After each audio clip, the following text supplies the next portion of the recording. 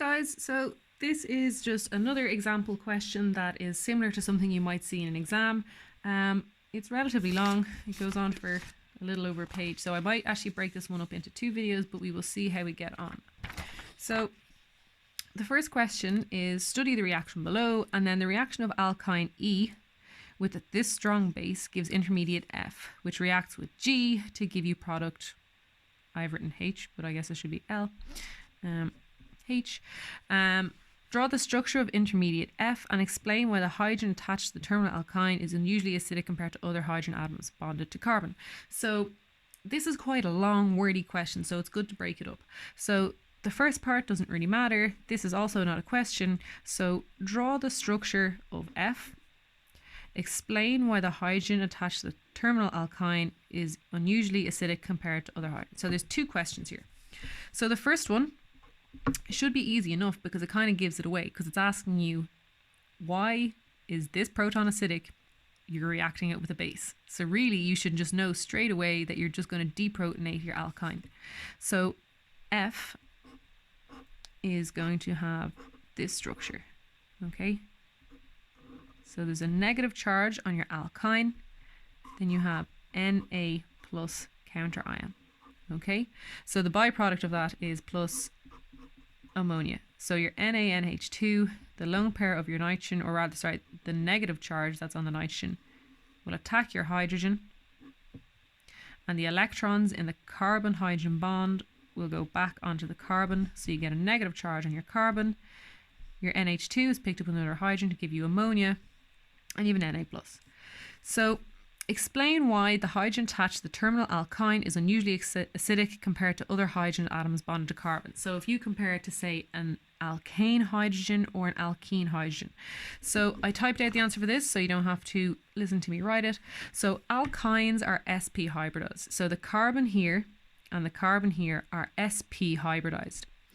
Whereas in alkanes, they're sp3 hybridized, and in alkenes, then they're sp2. sp hybridized orbitals are lower in energy than sp2 and sp3. So when you have this negative charge, it's actually residing in an sp orbital, which is lower in energy. So just to clarify, if you have three orbitals like this would be sp3, this would be sp2, and this would be sp, and your energy is increasing going upwards. So if you have a pair of electrons in here, you have a negative charge in your sp3 orbital, it's quite high in energy, okay? And that means it's not very stable. sp orbitals are more stable than sp3 orbitals, okay? So if you don't recall why that is, check out the video on alkynes, because I go into really good detail in terms of why alkynes are acidic, okay? But what you want to talk about to answer this question properly is you'll say that alkynes are sp hybridized, whereas alkanes and alkenes are sp3 or sp2 hybridized. sp orbitals are lower in energy, therefore negative charges aren't as unstable as they would be in an sp2 or sp3 orbital. Okay, so that's just a summary of that. Again, if you're not quite clear on that, check out the video on alkynes. So the next question says compound H. Okay, so that's this one here. So compound H was then converted into alkene K. Propose a reagent and a catalyst to accomplish this transformation and comment on the selectivity issues involved in the formation of K. Okay, so overall what you're doing is you're reducing an alkyne to an alkene. Okay, so I talked about a couple of different ways you can do that in the video on alkynes, but what's important here is you want to make a cis alkene. Okay, so what you're doing overall is adding hydrogen. So your reagent is going to be H2. You're adding H2 to the alkyne, but hydrogen will not just add by itself, you need a catalyst. So you will use Lindlar's catalyst. Lindlar's catalyst. Okay, and you will do that because Lindlar's catalyst has a very good selectivity for giving you cis alkenes. Okay, if you wanted to get trans alkenes, I think you use sodium and ammonia. Okay, so there's lots of different ways to access these types of things, but that's addressing the second part of the question. So comment on the selectivity issues involved in the formation of K. So the selectivity issues is that you could potentially end up with the trans alkene. So instead of this ethyl group being over here, it could be on this side. Okay, so that's what it's referring to about the selectivity issues. So that's all you need to say for that question. You need hydrogen and a Lindlar's catalyst because that will give you the correct isomer. It'll give you the cis isomer. And the selectivity issues is that you're trying to reduce the formation of the trans isomer. So then explain why rotation around the carbon-carbon double bond in compound K does not occur. Okay, so it's asking you, why does this not rotate? So this is how you get cis and trans, because you can't just rotate the double bond so that the branch ends up on the other side. Okay, so you have to explain why that is. So include in your answer a clearly labeled diagram showing the orbital interactions in the double bond. So I'm not going to do that.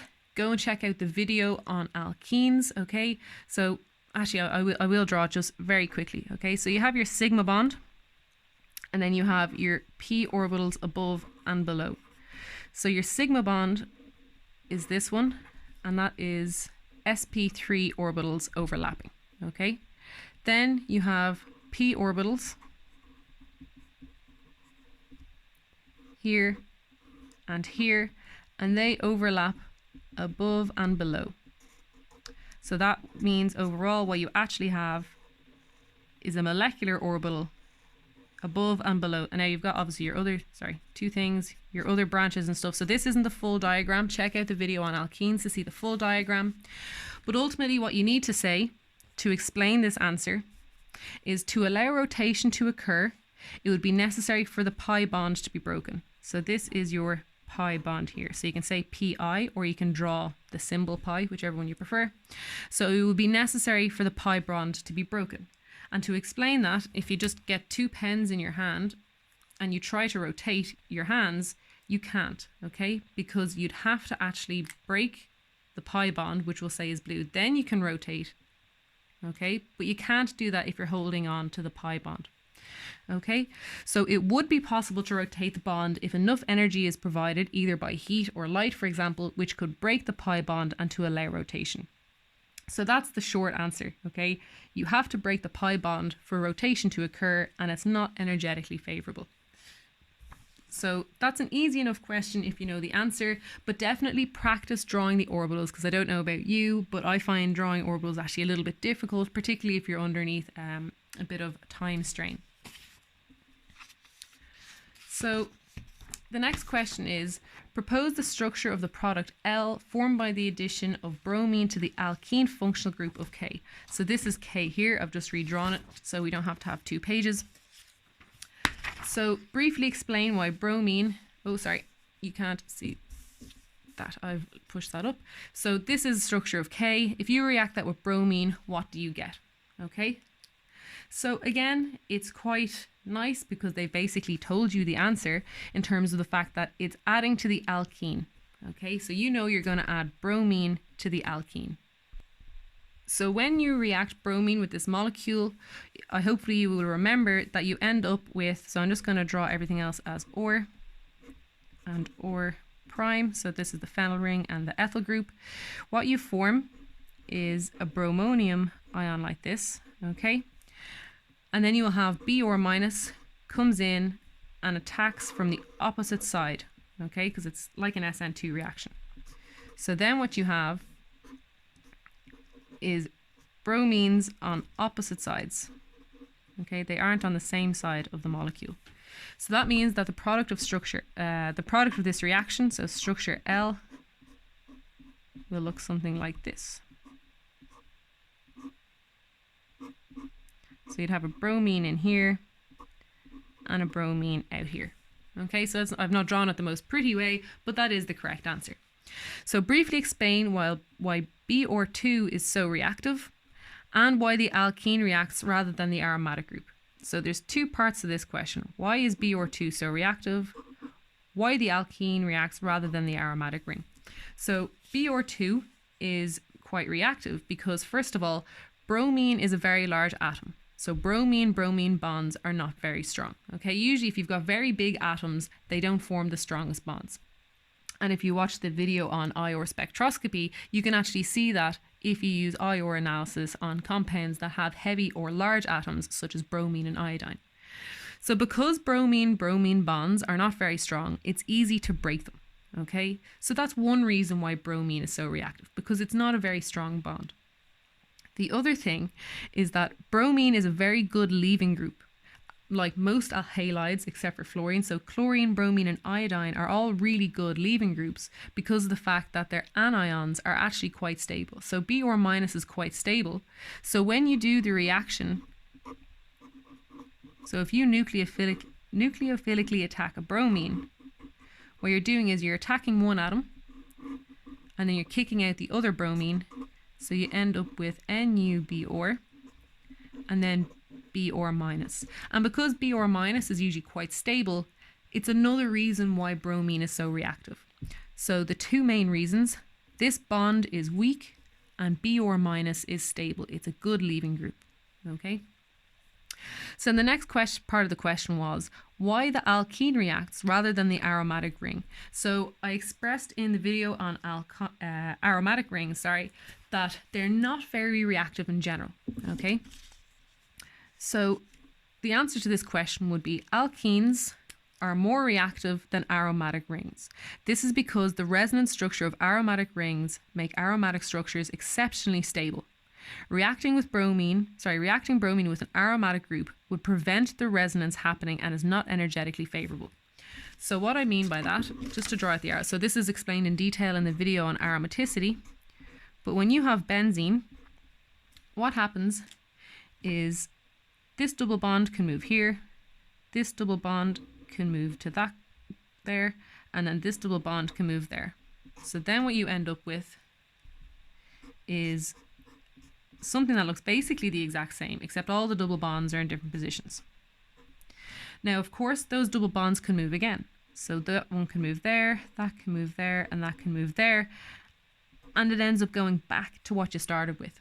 So overall, the structure of benzene is usually represented by a circle like this. Okay? So if you were to do this reaction, if you were to force the addition of, say, bromine to benzene, okay? And you can do it, but you need a catalyst, and I'll explain that in a little moment. So let's say you attack your bromine like so. What you form, if you have to break that bond as well, what you end up forming is this molecule here.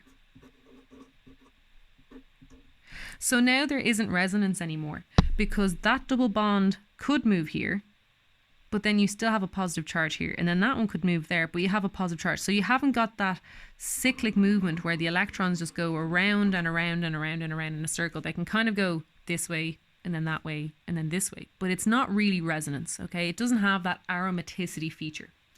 So because of that, the energy diagram of this reaction, okay? So your product is aromatic. So if this is energy, okay, going up, your starting material is actually really stable because it's aromatic. And you want to try and break the aromaticity of that molecule. So what happens is it has a really high energy of activation. And then the product of this reaction, so what would actually happen here is you have this hydrogen. So if you have some base that comes along, okay, the negative charge will attack the proton, and the electrons in this bond will come back over here to reform your double bond. So you get your aromaticity back again. Okay, so this is covered in detail in the video on aromaticity. So your product is quite stable and your starting material is quite stable, but the transition state, you have to give the reaction enough energy to overcome this energy barrier. Okay, in the case of alkenes, okay, whether it be a terminal alkene or sister trans, doesn't really matter too much. There is no aromaticity. So for this reaction to occur, so if you imagine this blue line is the energy profile for adding bromine to an alkene, it's more like this. Okay, so it's a much lower energy barrier. And because of that, your alkene will react first. So the short answer to this question is because aromatic rings have resonance and they have aromaticity, they're very stable, and for this reaction to occur, you need to interrupt the aromaticity, which is not energetically favorable. Okay, so that's the summary of that answer. If you had the time and you wanted to go into more detail, you might draw this energy profile diagram, but it probably would not be necessary unless you're specifically asked for it. So then the last question is benzene derivative. So if we just take any benzene, it does react with bromine if you add FeBr3. Okay, so this is a catalyst. So what a catalyst does is something pretty cool, is that it gives your reaction a new pathway. Okay, so what I mean by that is if the purple line is the normal pathway, okay, so if you try to add bromine to benzene, it will have a really high energy. But if you use FeBr3, what happens is it's like you almost offer it a shortcut. Okay, so now it has a new reaction pathway.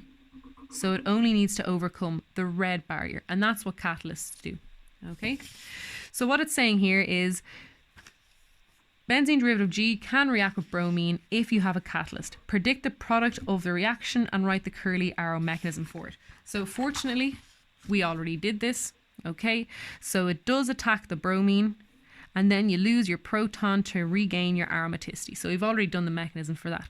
So this is known as nucleophilic aromatic substitution, because you're substituting this hydrogen for a bromine. Okay, so that's just one more example of the type of question you will get in an exam. I hope to basically do enough questions today that it's almost like I've gone through an entire past paper. Okay, so again, these questions are not identical to what are on the past papers, but they are inspired by the past papers and other resources that I found online. So once again, if you have any requests, if there's any particular questions that you're finding hard or you're not sure if you're right or not, feel free to email me or comment on the videos and I will get back to you as soon as I can, which is normally within an hour. And remember that all these videos are made as part of a fundraising event for Cystic Fibrosis Ireland. So if you haven't donated already, please do check out the GoFundMe in the description below. And thank you very much.